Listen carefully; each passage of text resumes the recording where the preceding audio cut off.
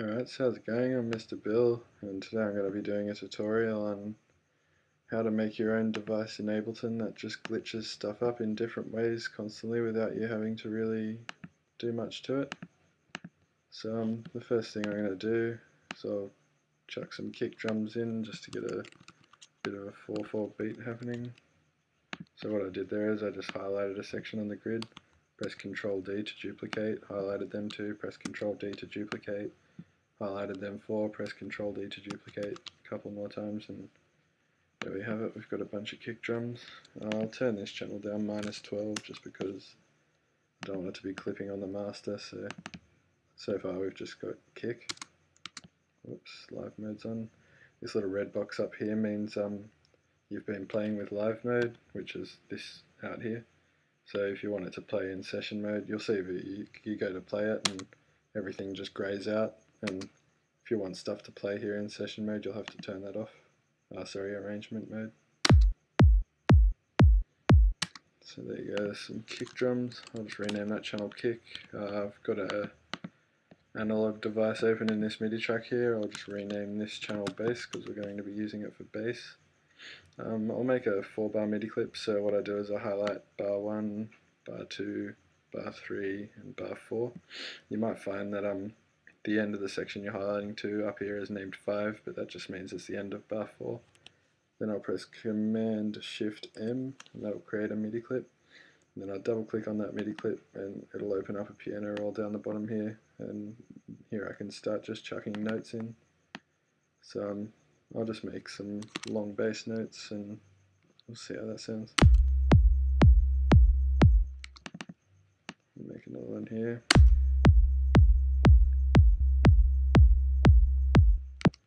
I might do a bit of a arpeggiate up at the end of that bar, and then I might just loop that, and then what I'll do up here with this MIDI clip is press Command J and that'll consolidate. So what it's done there is it's essentially turned my 1-bar loop into 2 bars because I've consolidated the MIDI clip up on the grid.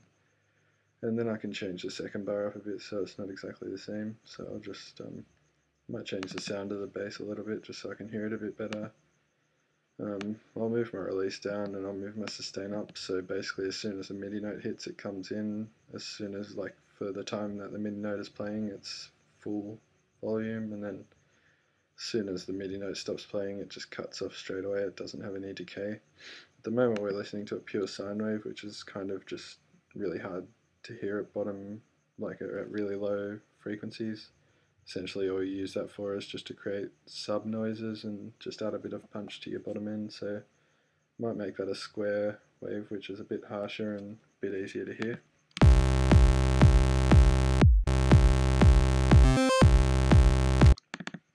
Alright, the second bar I'll just change it a bit.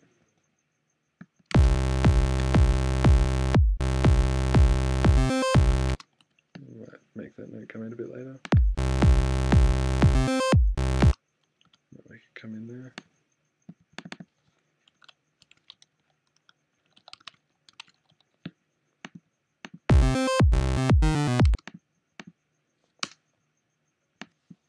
Might just turn this little speaker signal.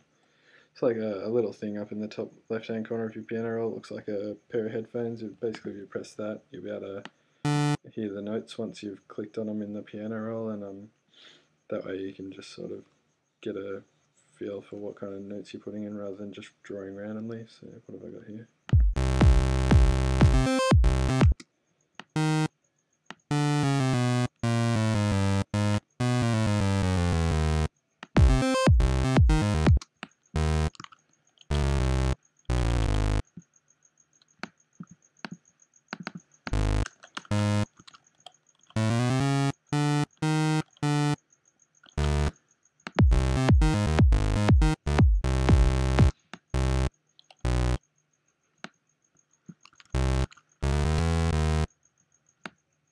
So I'll just have a listen to that and see how it sounds.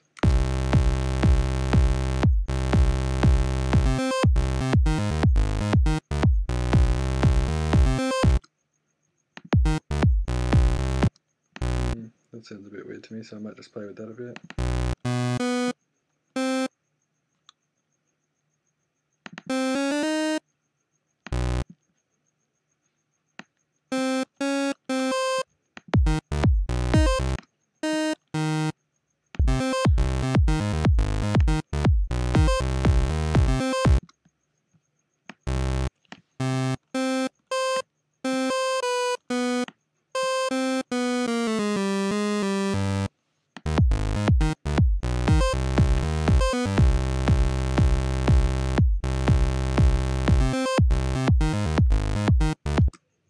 Alright, so I'm pretty happy with that bass line now. What I might do there is, because it just sounds like it's taking a bit away from the kick, I might just quickly put a sidechain compressor on it. So basically, if you have the channel open in Ableton, you just double click on a device, it'll drop it right next to the device that's creating the sound. So I press this little triangle here and it opens up the device to this little section on the side. I'll click the sidechain button, I'll take the audio from the kick, and basically what will happen there is the kick audio will come through the compressor and it'll tell the signal to get out of the way every time the kick comes through. Like if I press this little headphones button here, I can listen to what's coming through the compressor. So all it is kick drum. I can turn the gain of that down so it affects it not quite as much, or I can turn it up so it affects it more. Or this EQ section here, it tells the sidechain what frequencies it's going to react to. So if I put a low pass filter on it and turn the frequency down, all you can hear is low frequencies. So that's all this. The compressor is only going to react to the lower frequencies. Whereas if I turn it onto a high pass filter and turn the frequency up, the compressor is only going to act upon those frequencies. So if you want to listen to the difference, I'll just quickly go through them for you. I'll make the gain 0 dB so it's not changing too much. I'll put the attack at 0.01 milliseconds. So basically, as soon as the kick comes in, it'll duck straight away. I'll just turn the threshold down a little bit. So yeah, 15 dB is plenty. Basically, it'll duck 15 dB every time a kick comes into it. So you can see it's not really doing much, but when I bring this frequency down, you'll hear it'll start to react more to the bass and it'll start ducking out of the way.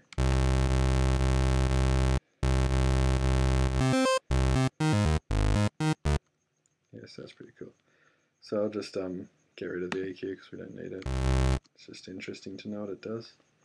Might bring the threshold down a bit more, maybe minus 25. I might put a bit more gain into the kick so it ducks out fairly hard. So you can see the threshold's clipping, but that's not a problem because it's not a signal we're listening to.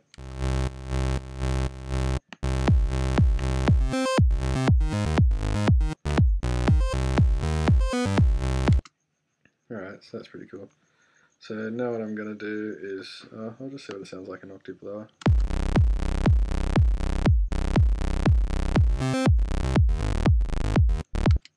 Yeah, it sounds much better. Although this note sounds a little weird.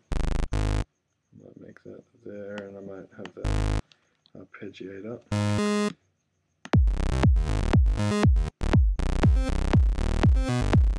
Yeah, it sounds good. And then what I might do in the analog is, just to give it a bit more high end, is I'll open up this second oscillator, and I'll have the square wave also. I'll put the oscillator down to minus 40 so we can't hear it originally, and I'll slowly bring up the level until I'm happy with it. So I'll just start playing that now and start turning the level up.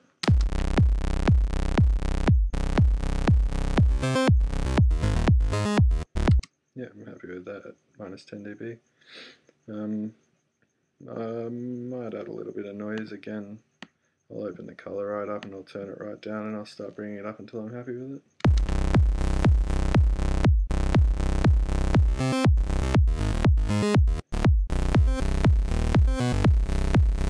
Yeah, I'm happy with it about minus 27.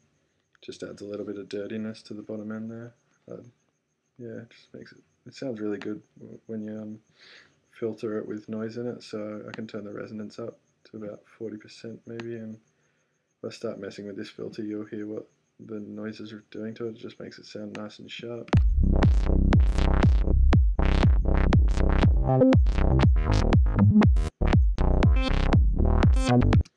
So that's pretty cool. So what I might do now is start making this glitch manifesting machine. So basically I'll add an audio track underneath the bass and I'll call this glitch manifesto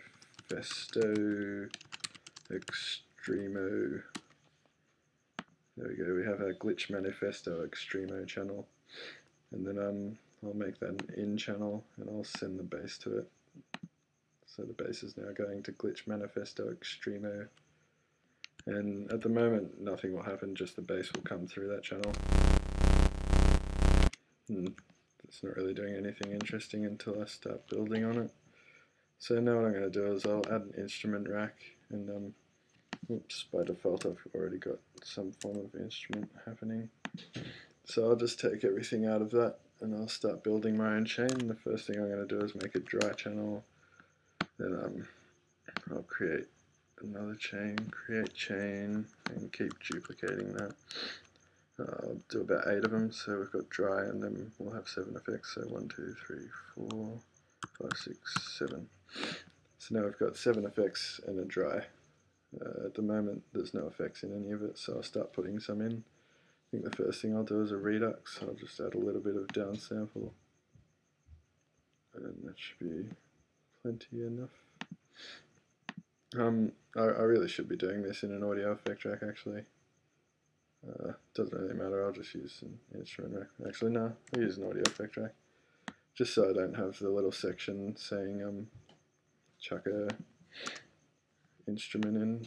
It's just kind of annoying to have there. So again, I'll do the same thing. I'll create a chain. I'll call that dry. I'll create another chain. 1, 2, 3, 4, 5, 6, 7. On dry, I'm not going to have anything. On the first chain, I'll chuck a redux. So there we go. I'll add a little bit of downsample on hard, maybe 15. That's plenty. I'll rename that chain redux. And then on number 3, might put a phaser, make it pretty extreme, I guess. A little bit of dry wet, take that out about half. Call that phaser. I'm just going to do this really quickly so it doesn't take all night, but you could tweak this for as long as you want. I might just get a ping pong delay, put it on time, add some feedback, maybe 30 milliseconds. I'll call that time DLY for delay. The next one I might add, an EQ. I'll just put a high Q at 750 Hertz. Probably not that high, maybe yeah, 2.39 seems like the go. And I'll take a big dip out of 2.5K roughly, and then I'll turn the Q up a bit so it doesn't sound so intrusive. I'll add a bit to the high end. Yeah, that should be decent. I'll just call this one EQ. Next, I'll add a filter delay. By default, my one just opens up as a widening tool, which is exactly what I want to do anyway. Basically, here you just have a left and a right channel. You've turned the left right off, and both of them are on time. The one side of the delay is happening 10 milliseconds later than the right side, and basically it'll just give you some inter-aural time difference, and it'll sound a bit wider and a bit more spread out. So I'll rename that one filter delay. Next one I might add a chorus.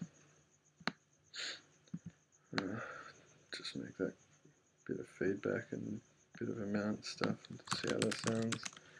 I won't bother tweaking it too much, I'll just show you the basic idea of it, and then the next one I might just add an overdrive and I'll open the filter right up and I'll give it all the drive, but I'll just play with the dry wet, so I might only give it 20% dry wet, so I'll go overdrive. Okay, now what I do is I go into the chain section by clicking that, and then 0 is dry, and then I start moving these little points here to 2, 3,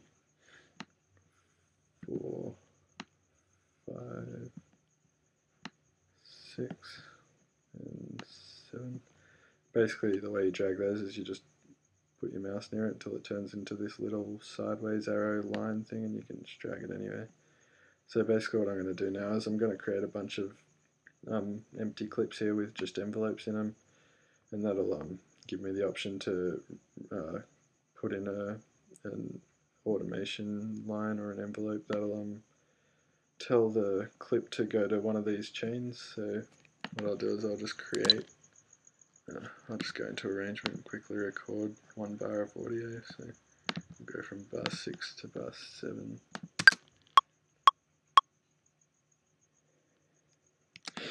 Yeah, so that's good.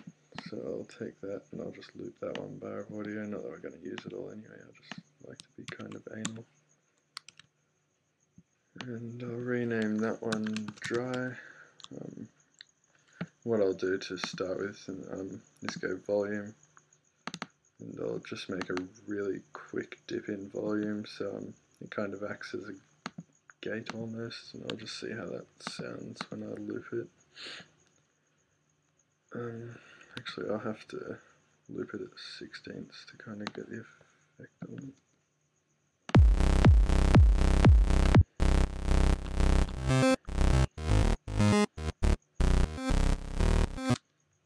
Yeah, it's just not really doing what I want it to. Don't know why.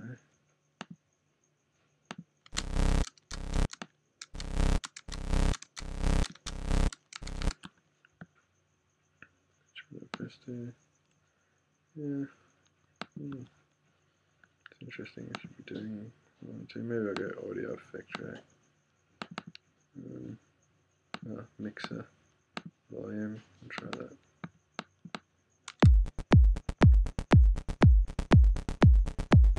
Yeah, that's good. That's the kind of effect I wanted. Alright, so what I'm going to do now is I'm going to duplicate that 7 more times. 1, 2, 3, 4, 5, 6, 7. And I'm going to rename them after my effects. So we had a redux. We had a phaser. We had a time delay. We had an EQ. We had a filter delay. We had a chorus.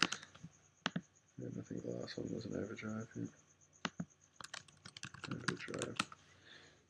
And then what I'm going to do is I'm going to go into audio effect track, chain selector, and for redux I'm going to tell it to go to 1 because the redux lives on chain 1. And then phaser, I'll go chain 2, time delay, chain 3, etc.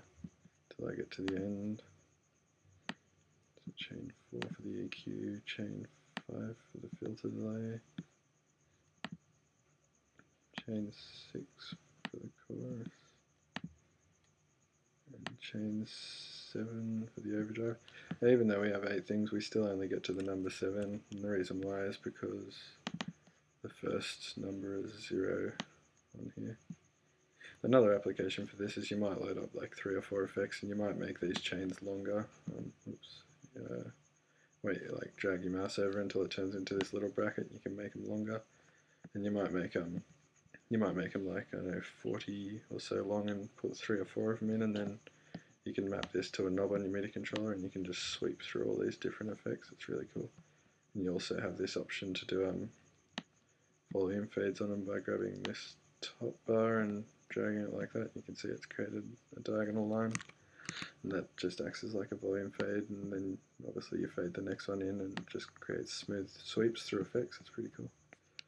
And then what I'm going to do with these clips is I'm going to highlight all of them, and I'm going to go to the launch pad section, and I'm going to turn it onto every 16th to do any. So basically when I click on any one of these, it's just going to kind of hit through all these different effects, and it's going to do it every 16th, and as well as that, it's going to have a volume automation that tells it to dip in volume really quickly, so it should sound really glitchy.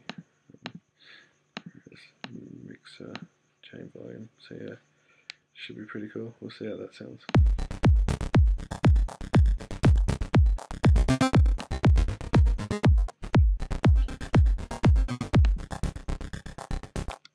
It sounds a bit weird when it hits that delay because you've got a bit of time delaying happening at about 30 milliseconds, so I'll just turn that down a little bit, see how that sounds.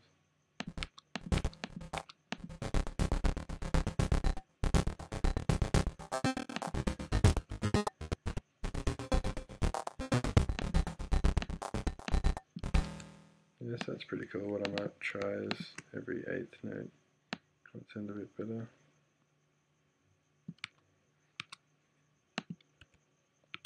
Oops.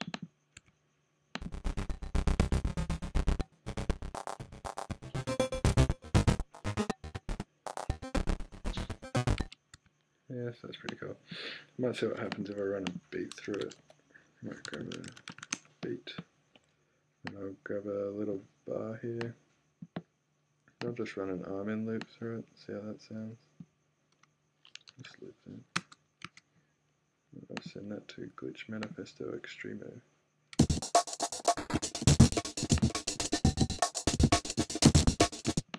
Yeah, so it sounds pretty weird, but I'm sure there's some use for it that somebody could make out of there. Then I might create another channel and I might call it Danced. Then I'll go my external in and I'll take the audio from Glitch Manifesto. Then I'll press my record arm, and I'll just record it.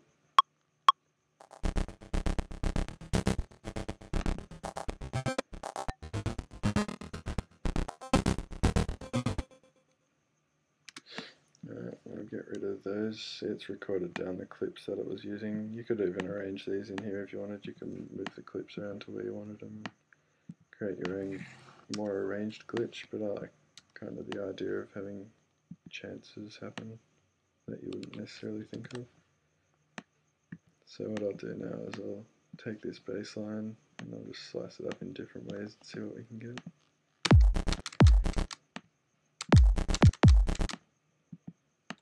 Might just duplicate some parts.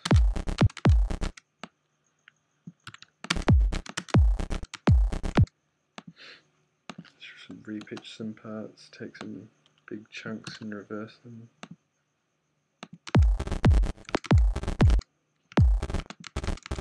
Might put that on tones. Cut it a bit shorter.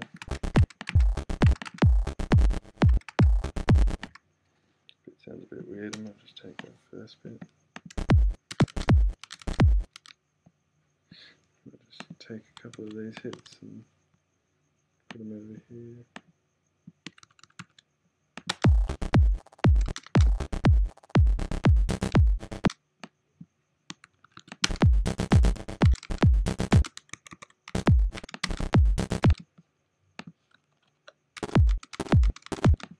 That's good tone.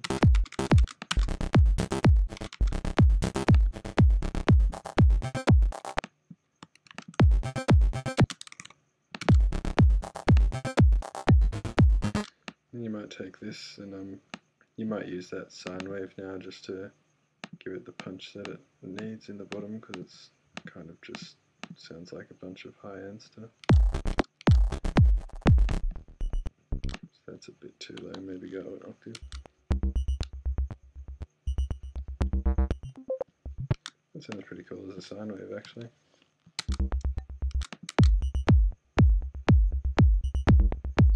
Maybe just put a little bit of square wave in there.